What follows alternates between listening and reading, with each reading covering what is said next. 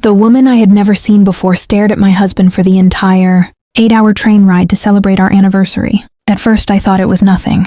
Trains do that to people. Long hours, wandering eyes, strangers studying strangers. But her gaze wasn't casual. It was heavy, knowing, the kind that kept returning. No matter how many times I looked up from the window or my phone, my husband noticed it too. I could tell by the way.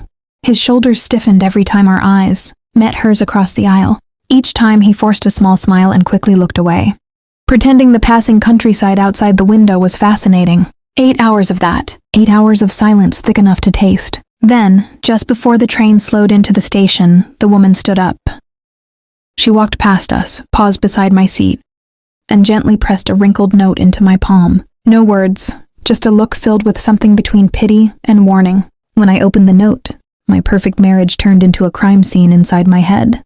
My name is Elena, and for 12 years I believed I had built something steady with my husband. Marcus. Not flashy, not dramatic, just dependable. The kind of marriage people describe with a quiet nod and the words, "They seem solid." Marcus was charming in public and calm at home. The kind of man who remembered birthdays, tipped waiters well, and knew exactly when to squeeze my hand during awkward family dinners. People admired him. I did too. Maybe that's why I ignored the small things. The late work nights that arrived suddenly. The way he guarded his phone a little more carefully than before. The polite distance that had slowly grown between us. So gradual it felt almost imaginary. I told myself it was adulthood, responsibilities, routine. I've always been the patient one, the reasonable one, the woman who smooths things over instead of making scenes. Growing up, my mother used to say I had a talent for keeping the peace, which really meant learning how to swallow questions before they caused trouble. Marcus liked that about me. Most people did. They mistook my quietness for blindness. They assumed that because I rarely reacted, I rarely noticed. But sitting on that train, the folded note trembling slightly in my hand, I realized something important. For the first time in our marriage, someone had just handed me a reason to stop being patient. I didn't open the note right away. Marcus was busy gathering our bags from the overhead rack, humming softly like the trip had been perfectly ordinary. His voice carried that familiar calm, steady, practiced, almost rehearsed. But now that I was watching closely, I noticed things I had missed before. The way he avoided looking down at my hands. The quick glance he threw toward the aisle where the woman had disappeared. Small things, almost nothing. The train doors opened with a soft mechanical sigh, and passengers began filing out. Marcus placed a hand on the small of my back, guiding me toward the exit the way he always did. To anyone watching, it would have looked affectionate. But his palm felt tense, possessive, as if he needed to move me along before something else happened. Outside the station, while we waited for a taxi, he kept checking his phone. Not texting, just unlocking it, glancing, locking it again. His jaw tightened each time the screen lit up. "Long ride," he said casually, not meeting my eyes. I nodded, still holding the note unopened inside my coat pocket. Across the street, the woman from the train stood near a cafe window for a brief moment. She didn't approach us again. She didn't speak. She only looked at Marcus once more, and the expression on his face, just for a second, was pure recognition. I finally opened the note in the taxi. Marcus was beside me, watching the city lights slide across the window, like nothing in the world had changed. His reflection looked calm, almost peaceful. The same face I had trusted for 12 years. The paper inside my hand was thin and creased, like it had been folded and unfolded many times. There was only one sentence.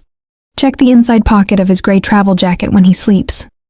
No signature, no explanation, just that. I didn't look at Marcus right away. Instead, I folded the note slowly and slipped it back into my purse. My heart beat oddly steady. For years, I had trained myself not to react too quickly, not to accuse without proof. Tonight, that instinct finally felt useful. At the hotel, Marcus showered first. Later, he fell asleep almost instantly, exhaustion or maybe relief pulling him under. His gray travel jacket hung neatly over the chair by the window. For a long time, I simply watched it. 12 years of marriage balanced quietly in that pocket. Then I stood up. Carefully, silently, I slid my fingers inside the lining. And when I felt the cold edge of a second phone hidden there, I realized something important. The woman on the train hadn't started a problem. She had simply shown me where to look. I didn't confront him that night. The second phone lay heavy in my hand while Marcus slept peacefully beside me. One arm stretched across the bed like a man with nothing to hide. For a moment, I simply studied his face in the dim hotel light, searching for the husband I thought I knew. Then I turned the phone on. No password. That was Marcus's first mistake. The messages were brief but unmistakable. Months of conversations, hotel bookings, and quiet promises to a woman whose name I didn't recognize. It wasn't just an affair. It was careful, planned, hidden inside work trips and late meetings. I didn't cry. Instead, I took pictures of everything. Messages, call logs, reservations. Years ago, before I left corporate work to start my own small consulting business, I handled compliance audits. Documentation had always been my strength. Marcus had forgotten that. Over the next week, I moved carefully. I copied financial records from our shared accounts, printed travel histories, and quietly met with a lawyer recommended by an old colleague. I asked only one question. How do I make sure I walk away with exactly what's mine? The lawyer smiled slightly and said, "Evidence helps." By then, I already had more than enough. Marcus still thought our anniversary trip had been perfect, and I let him keep thinking that. 2 weeks later, Marcus hosted one of his usual dinner parties. He loved those evenings, wine breathing on the counter, soft jazz in the background, co-workers laughing too loudly at his stories. It was the version of our life he liked to display, polished, effortless. I played my part perfectly. I refilled glasses, cleared plates, smiled when someone toasted our beautiful marriage. Marcus squeezed my hand once or twice, proud of the picture we were presenting. Around dessert, I quietly excused myself and walked to the small desk in the corner of the living room. When I returned, I set a thin envelope beside Marcus's plate. "Before everyone leaves," I said calmly, "there's something you should open." The table fell into a curious silence as he pulled the papers out. First came the printed messages from the hidden phone, then the hotel receipts, then the neatly prepared divorce filing my lawyer had finalized that afternoon. Marcus didn't speak at first. His eyes moved slowly across the pages, the color draining from his face, while our guests watched the story unfold without a single word from me. I took a sip of wine and met his gaze. "I believe," I said quietly, "you forgot one phone." No shouting, no accusations, just evidence laid out under the warm dining room lights. For a long moment, no one at the table moved. Marcus kept staring at the papers like they might rearrange themselves into something harmless if he looked long enough.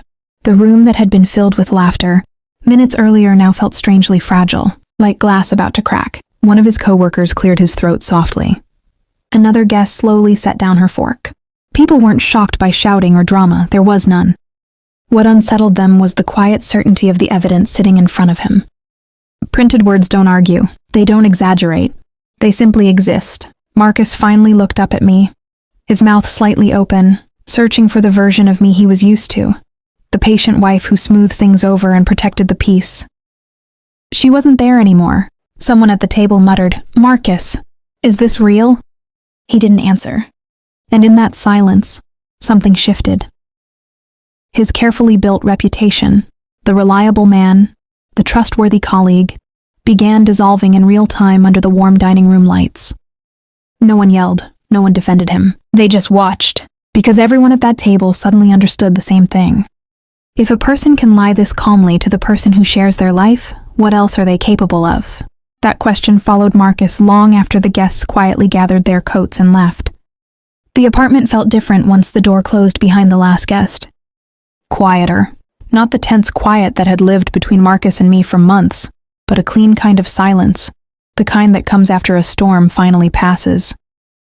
Marcus sat at the table, the papers still spread in front of him like pieces of a life he didn't recognize anymore. He tried to speak once or twice, but I didn't stay to listen. Some conversations arrived too late to matter. Instead, I walked to the bedroom and began packing a small suitcase. Not angrily, not hurriedly, just carefully. The lawyer had already explained the process. The accounts would be separated, the house evaluated, the evidence filed. Marcus's carefully hidden second life would now exist permanently inside official documents and court records. For years, I believed peace meant staying quiet, that patience meant tolerating things I couldn't prove. But the woman on the train, whoever she was, had reminded me of something simple. Silence can also be a strategy. Sometimes the calmest person in the room is the one who already knows how the story ends. I zipped the suitcase, turned off the lights, and stepped out into the cool night air. For the first time in 12 years, I wasn't walking away from my life. I was finally walking toward my own.